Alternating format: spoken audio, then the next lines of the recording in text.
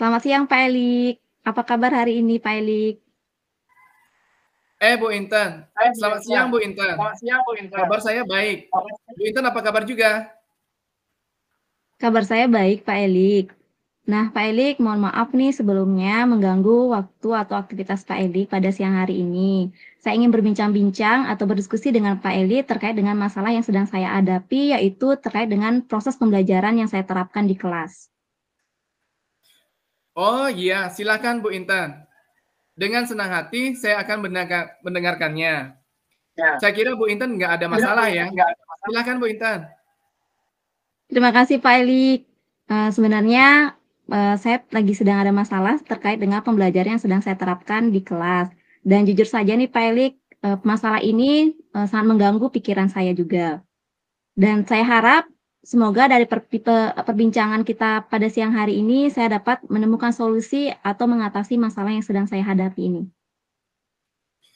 Wah, permasalahannya sampai mengganggu pikiran Bu Intan. Ya, Bu Intan. Sepertinya permasalahan Sepertinya ini sudah sangat mengganggu Bu Intan. Apa benar Bu Intan? iya, betul sekali Pak Elik. Jadi, cukup mengganggu ya Pak Elik, karena ini terkait dengan proses pembelajaran di kelas. Nah, makanya dari perbincangan dari ini, pada siang hari ini saya berharap, dapat teratasi nih Pak Elik, permasalahan saya tersebut. Baik. Saya berharap semoga itu bisa teratasi. Begini, semoga pembicaraan kita kali ini dapat menghasilkan sesuatu sesuai apa yang kita harapkan bersama. Bu Intan dan saya, mari sama-sama fokus pada pembicaraan dan abaikan pikiran tentang permasalahan lainnya. Nah, sekarang Bu Intan bisa memulai mengungkapkan permasalahan yang Bu Intan sampaikan. Jadi begini Pak Elik, permasalahan yang saya sedang hadapi terkait dengan pembelajaran yang sedang saya terapkan di kelas 11 MIPA 4. Nah, tentunya nih Pak Elik, dari semua kelas 11 MIPA yang saya ajarkan, yaitu dari MIPA 1, MIPA 2, MIPA 3, MIPA 4. Nah, di kelas 11 MIPA 4 ini Pak Elik, setiap kali saya mengajar, ada saja murid yang ribut, murid yang lain-lain tidak memperhatikan ketika saya memberikan pelajaran, kemudian juga ada yang murid yang ngobrol, keluar masuk kelas, minta izin ke belakang, dan juga ada murid yang tidur-tiduran Pak Elik di dalam kelas. Padahal nih Pak Elik, di kelas 11 MIPA 1, MIPA 2, MIPA 3 yang saya ajarkan, mereka sangat mengikuti pembelajaran saya dengan sangat baik. Bahkan mereka aktif Pak Elik. Nah, inilah yang membuat saya menjadi bingung dan menjadi mengganggu pikiran saya nih Pak Elik. Mengapa sih di kelas 11 MIPA 4 ini ada saja murid-murid yang tidak mengikuti pembelajaran saya dengan baik. Begitu Pak Elik. Sebentar Bu Intan. Bentar, Bu Intan. Bu Intan tadi mengatakan bahwa setiap ibu mengajar di kelas 11 MIPA 4, selalu ada siswa yang ribut dalam pembelajaran. Apakah benar seperti itu, Bu Intan? Iya, betul sekali Pak Elik. Jadi seperti yang saya sampaikan tadi, padahal nih Pak Elik, dari pembelajaran yang saya lakukan dari kelas 11 MIPA 1, MIPA 2, dan MIPA 3 itu, rata-rata anaknya semuanya mengikuti pembelajaran saya dengan baik Pak Elik. Bahkan mereka aktif dan ketika saya menjelaskan pun juga mereka mendengarkan dengan baik. Tapi di Pak Elik di kelas 11 MIPA 4, selalu ada saja Pak Elik murid-murid yang ribut, kemudian asik sendiri, ngobrol sendiri, kemudian juga ketika diberikan tugas, mereka tidak fokus kepada tugas yang saya berikan, dan ada juga yang malas-malasan, tidur-tiduran, Pak Elik. Nah, begitulah Pak Elik. Iya, saya sudah nangkap. Tapi coba tolong dikoreksi lagi jika saya salah, Bu Intan ya, biar nanti tidak salah saya menanggapinya. Apakah siswa yang ribut tersebut satu orang atau selalu orang yang sama? Jadi untuk di kelas 11 MIPA 4 ini yang ribut dan tidak fokus mengikuti pembelajaran saya di kelas itu orangnya sama Pak Elik. Jadi orangnya itu-itu saja Pak Elik. Bahkan saya juga sudah memberikan teguran Pak Elik kepada orang-orang itu. Tapi ya murid itu tetap saja Pak Elik bersikap seperti itu pada saat saya memberikan pembelajaran di kelas 11 MIPA 4. Baik. Saya rasa benar sekali apa yang Bu Intan sampaikan. Bahwa ketika kita mengajar, kalau ada siswa yang bermain-main, entah itu satu orang, dua orang, ataupun lebih ya, dia itu ribut dan bahkan bercanda, pastilah akan mengganggu kita saat mengajar. Dan tentunya siswa yang lain juga merasa ikut terganggu oleh sikap mereka. Ya, betul sekali Pak Elik. Jadi jujur itu membuat saya juga terganggu ketika mengajar di kelas 11 MIPA 4, begitu juga dengan anak-anak lain yang fokus mengikuti pembelajaran saya. Nah, cuma yang menjadi pertanyaan saya atau mengganggu pikiran saya ini, Pak Elik, kenapa murid-murid yang sama, murid yang itu saja, setiap kali saya memberikan pembelajaran di kelas 11 MIPA 4, mereka tidak fokus mengikuti pembelajaran saya dengan baik. Begitu, Pak Elik. Wah, bagus sekali Bu Intan. Ternyata Bu Intan masih ingat dengan apa istilahnya permasalahan-permasalahan dengan apa yang menyebabkan siswa itu menjadi ribut. Seperti yang Ibu Intan sampaikan tadi, ya, terkait dengan 5 kebutuhan dasar manusia. Nah, jika dikaitkan dengan 5 dasar kebutuhan manusia tersebut, kira-kira apa nih yang tidak terpenuhi menurut Bu Intan dari murid yang melakukan keributan tersebut? Baik Pak Elik, jika saya kaitkan nih Pak Elik dengan 5 kebutuhan dasar manusia, jadi kalau saya perhatikan murid-murid saya yang itu-itu saja yang membuat keributan atau tidak fokus mengikuti pembelajaran saya, sepertinya menurut saya ya Pak Elik ya, dia membutuhkan perhatian guru dan juga membutuhkan kesenangan Pak Elik. Karena terlihat ada yang tidur-tiduran begitu Pak Elik. Jadi saya merasa bahwa apakah murid-murid ini merasa bosan nih mengikuti pembelajaran saya? Begitu Pak Elik. Wah, bisa jadi Bu Intan. Bu Intan sudah menemukan mungkin salah satu di antara 5 kebutuhan dasar manusia itu yang tidak terpenuhi oleh siswa tersebut ada kemungkinan terkait dengan kesenangan. Dari manakah Bu Intan tahu kalau penyebabnya itu yang bagi siswa yang melakukan keributan itu membutuhkan perhatian atau kesenangan? Jadi begini Pak Elik, jadi 5 murid saya ini di kelas 11 MIPA 4 ini Pak Elik, dengan orang yang sama. Nah, itu saya perhatikan setiap kali saya mengajar di kelas 11 MIPA 4. Nah, mereka ini berbincang-bincang Pak Elik membuat topik lain selain dengan pelajaran yang saya sampaikan seperti itu. Kemudian mereka juga sering izin keluar kelas Pak Elik dengan alasan ke toilet, kemudian juga kadang tidur-tiduran Pak Elik. Jadi di sana saya berpikir bahwa apa mungkin ya Pak Elik ya murid-murid saya ini belum terpenuhi 5 kebutuhan dasarnya, yaitu mendapatkan perhatian dari guru dan juga kesenangan. Karena ketika saya tegur Pak Elik, mereka mau Pak Elik untuk diam sebentar, tapi berikutnya mereka kembali lagi Pak Elik untuk berperilaku seperti itu. Baik. Berarti menurut Bu Intan, penyebab siswa itu selalu membuat keributan pada saat Bu Intan mengajar karena adanya kebutuhan dasar manusia yang belum terpenuhi, yaitu membutuhkan perhatian guru dan juga kesenangan. Begitu Bu Intan ya? Iya, benar sekali Pak Elik. Kalau begitu, saat Bu Intan mengajar, boleh saya tahu model pembelajaran apakah yang Ibu gunakan? Jadi begini Pak Elik, saya menggunakan model pembelajaran Discovery Learning di setiap semua kelas yang saya ajarkan dari kelas 11 MIPA 1, MIPA 2, MIPA 3, dan MIPA 4.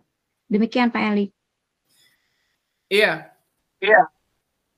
Dalam kurikulum Merdeka yang sering digunakan oleh guru saat ini, model pembelajarannya ada project based learning, proyek problem based learning, kemudian ada discovery learning. Bu Intan tadi menyebutkan menggunakan discovery learning.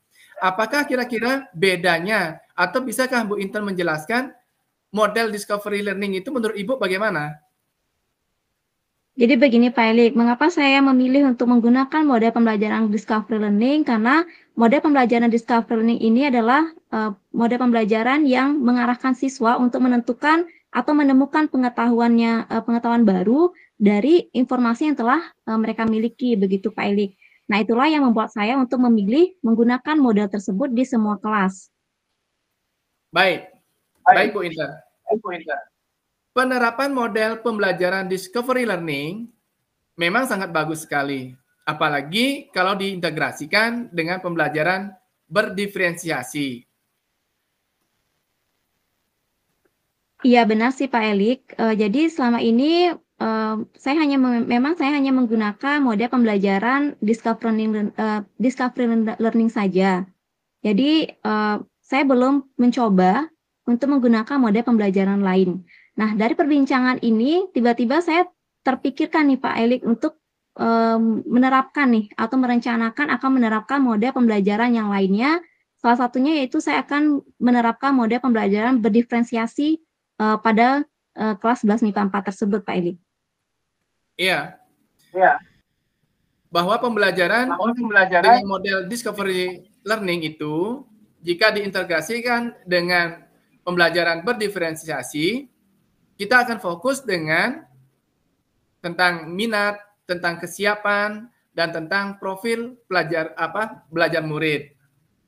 Nah, mungkin perlu juga Ibu Intan perhatikan tentang profil belajar murid tersebut. Kira-kira apa saja sih yang terkait dengan profil belajar murid? Baik Pak Elik, jadi dari perbincangan ini saya juga mulai terlintas nih Pak Elik, ternyata mungkin ya Pak Elik ya, selain 5 kebutuhan dasar manusia tadi yang tidak terpenuhi oleh murid-murid saya yang ribut tadi, mungkin saya tidak terlalu memperhatikan terkait dengan profil belajar murid, kemudian kesiapan belajar murid, dan juga minat belajar murid, sehingga jadi murid akan merasa bosan jika saya menggunakan satu model saja. Iya, baik Bu Intan.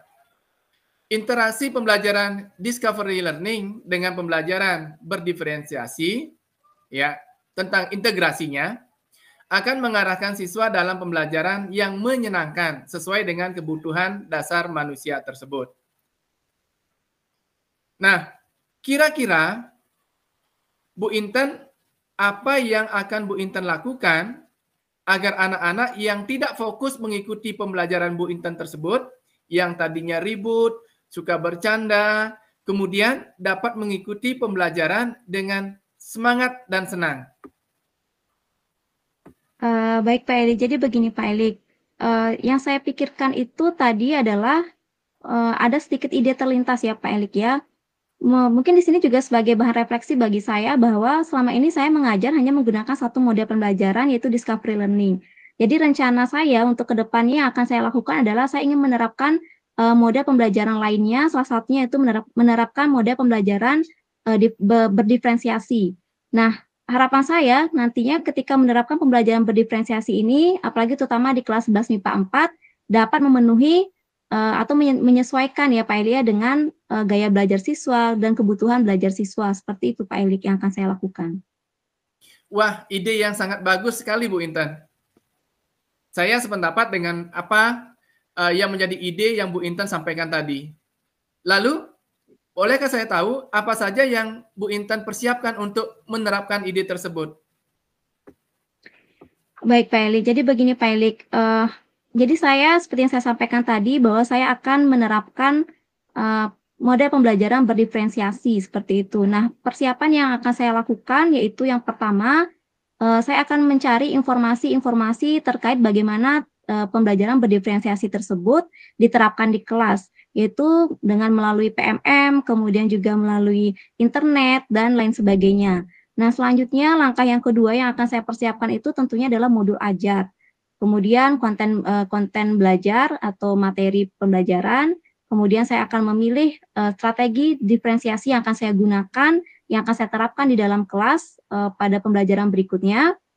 Kemudian juga saya akan menerapkan bagaimana proses penilaian dari diferensiasi yang saya pilih tersebut. Begitu Pak Eli.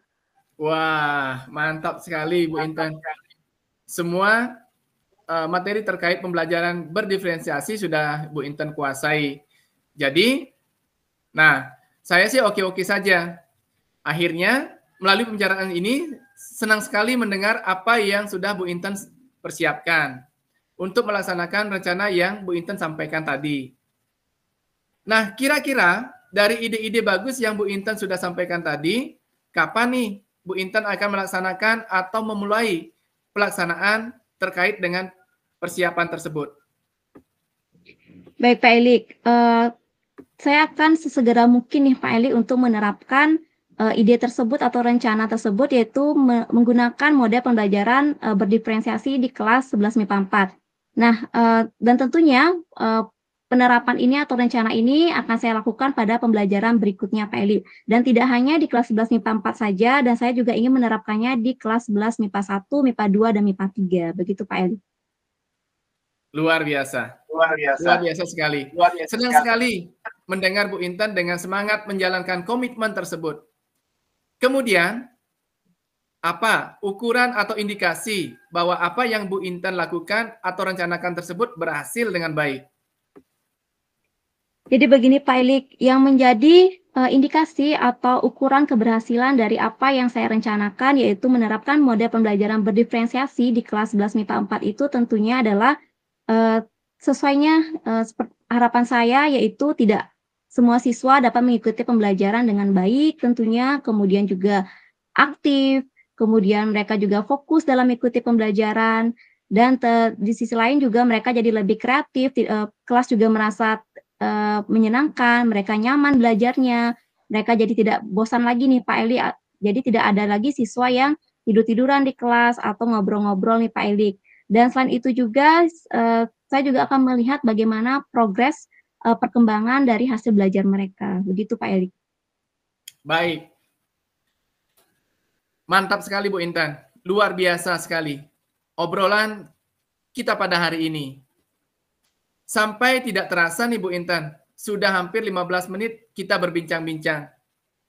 Saya sebenarnya sangat senang sekali mendengar Bu Intan begitu sangat semangat untuk menjalankan komitmen ini. Semoga apa rencana atau ide yang telah Ibu Intan sampaikan tadi bisa menyelesaikan masalah yang Bu Intan hadapi ini. Sehingga Bu Intan tidak lagi merasa sedih dan dapat berjalan sesuai dengan harapan Bu Intan di pembelajaran berikutnya. Iya nih Pak Elik, terima kasih juga nih Pak Elik atas waktu yang Pak Elik luangkan pada siang hari ini, yaitu berbincang-bincang atau berdiskusi terkait dengan permasalahan yang saya hadapi tadi. Dan mohon maaf sekali lagi Pak Elik sudah mengganggu waktu Pak Elik pada siang hari ini. Lain kali saya mohon ya Pak Elik masih mau bersedia nih saya ajak berdiskusi atau berbincang-bincang lagi di kesempatan berikutnya. Oke, sama-sama Bu Intan. Saya juga merasa senang bisa ngobrol seperti ini. Sekali lagi, semoga pembicaraan kita pada hari ini dapat membantu Bu Intan mengatasi masalah yang Bu Intan hadapi. Sukses selalu buat Bu Intan. Saya tunggu segera kabar baiknya di cerita berikutnya ya Bu Intan. Baik, terima kasih Pak Elik. Dan saya harap juga seperti yang Pak Elik sampaikan tadi, semoga perbincangan ini dapat mengatasi permasalahan saya tadi. Selamat siang Pak Elik, saya izin pamit ya Pak Elik, selamat menjalankan aktivitas kembali. Baik, sama-sama Bu Intan. Silakan Bu Intan, selamat melanjutkan aktivitas kembali.